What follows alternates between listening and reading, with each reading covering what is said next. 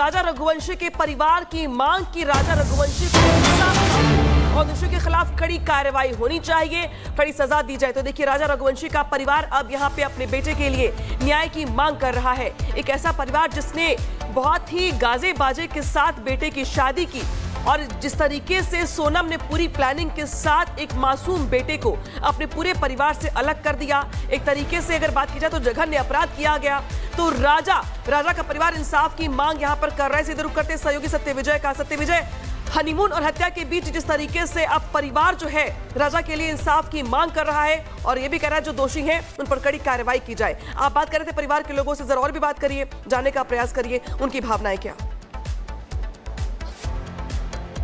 जी हाँ, बिल्कुल। देखिए, राजा रघुवंशी मर्डर मिस्ट्री से पर्दा हट चुका है। परिवार में राजा की मां, जो कि राजा की मां उमा रघुवंशी अपने सबसे छोटे बेटे को सबसे ज़्यादा प्यार करती थी, वो अब साफ तौर पर कह रही है कि आरोपी सोनम, आरोपी राज कुशवाहा और बाकी के आरोपी सभी को कड़ी से कड़ी सजा होना चाहिए, फांसी की सजा होना चाहिए।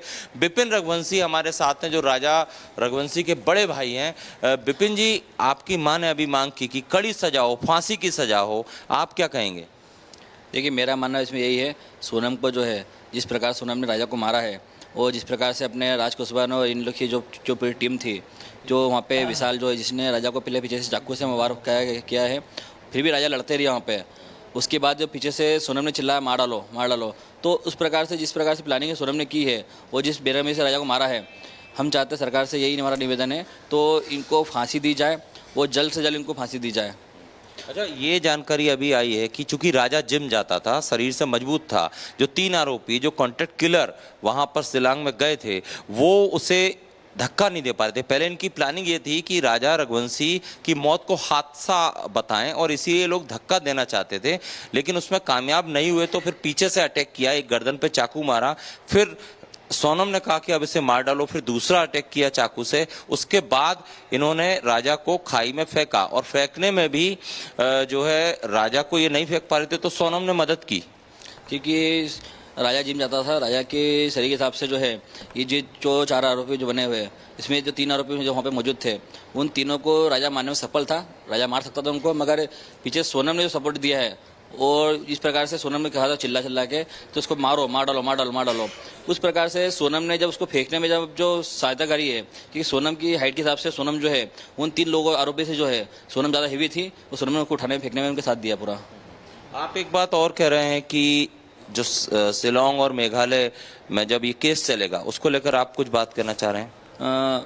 मैं मेघालय सरकार से निवेदन करता हूँ, वहाँ पे जितने भी वकील साहब हैं उन सभी से मेरी विनती है हाथ जोड़ के, तो इस केस में सोनम की तरफ से और सोनम के साथ में जो जितने व्यक्ति बने हुए हैं, इन किसी भी के लिए भी आप लोग जो है कहीं भी कोई केस मत लड़ना इन लोगों के लिए, क्योंकि इस प्रकार से सोनम के चक्कर में जो पूरा मेघालय को हाईलाइट किया गया है, वो सोनम के चक्कर में हाईलाइट किया गया है। तो सोनम को मारने के लिए और अपने उसको सजा देने के लिए आप लोग जो है साथ दीजिए हमारा, कोई इसका साथ मत देना छुपाने के लिए।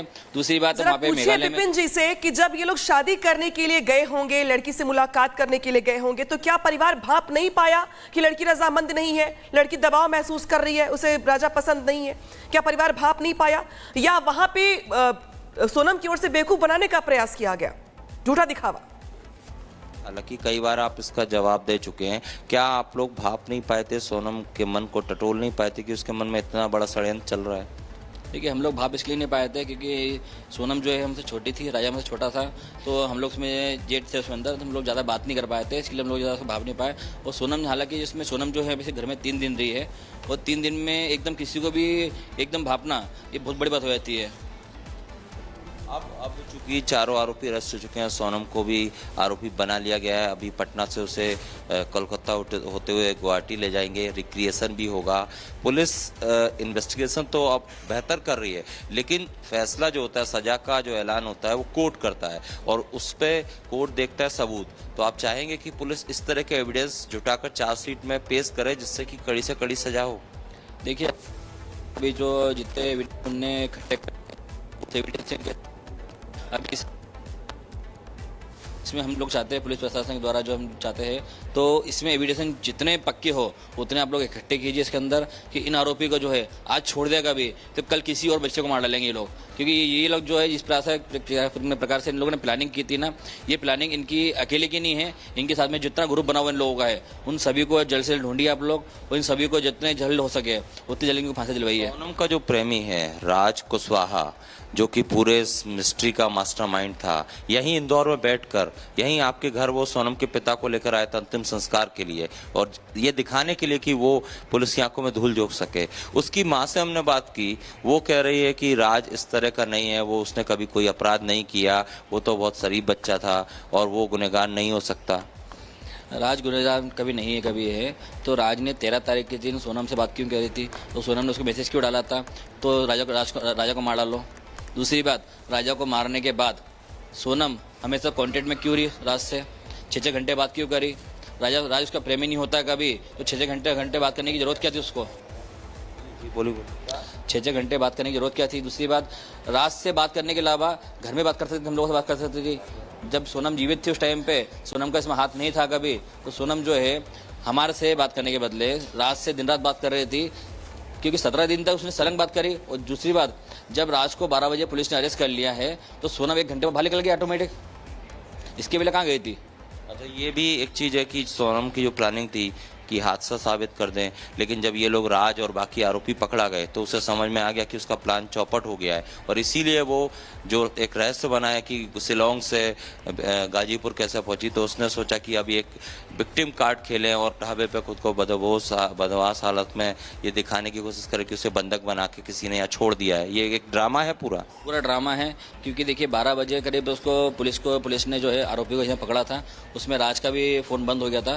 फ़ोन बंद होने के कारण संपर्क नहीं हो पाया इसका, तो ये ऑटोमेटिक बाहर निकली वहाँ से। बाहर निकलने के बाद में इसने इसके भाई को फ़ोन लगाया, भाई को शरीफ बनने के लिए बताया गया, तो मैं अब छूट चुकी हूँ, आरोपी की वहाँ से छूट चुकी हूँ। मुझे 4 लोग छोड़ के गए। अब 4 लोग छोड़ के गए थे तो उस टाइम मंदिर थी नहीं है, अब 4 लोग कौन छोड़ के गए थे इसको इतना नहीं पता है क्या। वो जिस प्रकार से दिखा रही है ये, तो वहाँ पे वो 4 लोग छोड़ के गए, तो उस टाइम में मतलब मेरी हालत इसी थी, तो मैं कुछ देख ही नहीं पाई। देखने के लिए छोड़ने के तुरंत फोन तो था जिस गाड़ी को पता नहीं था क्या कि उस प्रकार हम तो ये जानते हैं कि उसको कोई छोड़ के नहीं गया। और इस बीच एक बड़ी खबर आपको बता दें, राजा मर्डर केस को लेकर सूत्रों से एक बड़ी जानकारी मिल रही है। वारदात के दौरान हत्यारों पर राजा भारी पड़ा। पहले राजा को खाई में गिराने का प्लान था, खाई में फेंककर हादसा दिखाने की साजिश थी, लेकिन जब राजा ने वहां पर लड़ाई लड़ी, विरोध किया, तो फिर राजा पर पीछे से वार किया गया, उसे घायल किया गया। घायल राजा की हत्या कर शव को खाई में फेंका गया, यह खुलासा हुआ है। और सत्यविजय, ये बहुत बड़ा खुलासा है कि राजा को खाई में दिखाकर एक्सीडेंट दिखाना चाहते थे ये लोग। सत्यविजय, बिल्कुल, एक बार फिर से विपिन रघुवंशी हमारे साथ हैं, उनसे ही पूछते हैं। बहुत बड़ी साजिश का पर्दाफाश हो रहा है। जो जिस जगह पर सोनम साजिश के तहत राजा को ले गई, वहां पर वो इसे एक एक्सीडेंट दिखाना चाहते थे। वो दिखाना चाहते थे कि हो सकता है राजा का पैर फिसल गया हो, हादसा साबित करना चाहते थे, लेकिन राजा जिम जाता था, मजबूत था, तगड़ा था, इसीलिए उसने आरोपियों का सामना किया और इसके बाद पीछे से वार किया। देखिए, सोनम की प्लानिंग तो पहले हमको लगा ये प्लानिंग होगी इसकी, तो राजा को एक हादसा दिखा के और बाद में हमको बताएगी कि तो राजा वहाँ पे फिसल के गिर चुका है, राजा मर चुका है। उसका हादसा उसको कोशिश उसकी पूरी यही थी, प्लानिंग उसकी यही थी होगी। बाकी जिस प्रकार से राजा ने इन लोग चारों पे जो हमला करा था, उस हमले के हिसाब से ये लोग एक डर चुके होंगे, तो इन लोगों ने पीछे से वार किया है।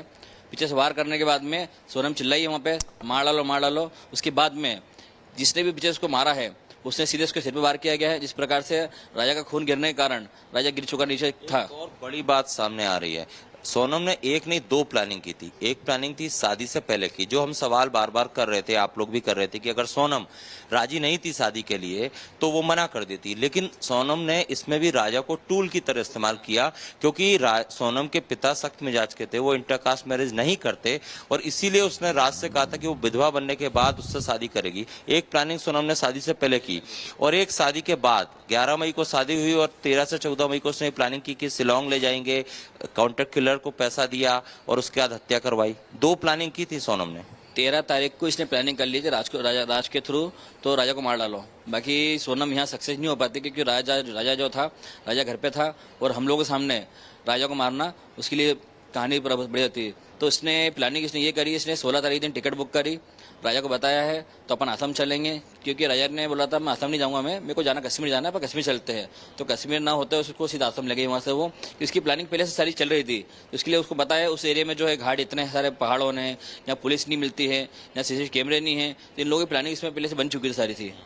अच्छा, जो कुछ सोने के जो जेवरात हैं उसको लेकर भी बातें आ रही हैं कि राजा नहीं पहने था सोनम ने फोर्स किया कि चैन पहन के चलो या इस तरह से, क्योंकि इस हत्याकांड को अंजाम देने का सोनम को पैसे की भी जरूरत थी। 50,000 रुपये सुपारी दे ही दी थी और 20 लाख की ऑफर भी दिया था आरोपियों को। क्योंकि देखिए राजा के पास, राजा को उसने चेन पहनने के लिए इसीलिए कहा था। तो जैसे राजा चेन पहन के जाएगा, अंगूठी पहन के जाएगा, ब्रेसलेट पहन के जाएगा, और राजा के पास इसको पता है राजा के पास में जो पैसा केस रहता है। दूसरी बात, राजा के पास क्रेडिट कार्ड, डेबिट कार्ड सब चीज है। तो राजा के पास करीब, राजा के पास मानो अपन का भी तो 10 से 12 लाख रुपये राजा के पास में हो जाते थे। इस प्रकार से उसको सब पता था, तो उसने इस चीज को इसलिए दिखाया गया था। तो राजा को सब पहना के ले जाएंगे कभी, या तो उसको हंसे लूट दिखा देगी वो, या कुछ भी चीज दिखा के उसको दबा देगी वो। बाकी इस चीज में सक्सेस नहीं हो पाई, तो उसने राजा को फिर मारने के लिए जितनी कोशिश थी उसने सारी कोशिश उसने पूरी करी उसकी है, और राजा को फेंका गया नीचे।